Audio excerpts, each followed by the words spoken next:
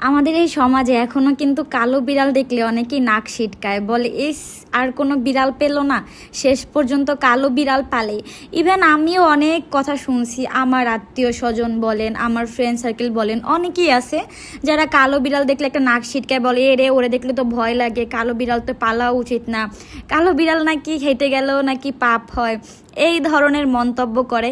Even আমাকে তো অনেকে এসে কমেন্টও বলে যে কালো বিড়াল কেন পালেন, এত বিড়াল থাকতে আপনি কালো বিড়াল কেন পালতেছেন, আপনার বিড়ালগুলোকে নিয়ে ফেলিয়ে দিয়ে আসেন, এটা কোনো কথা?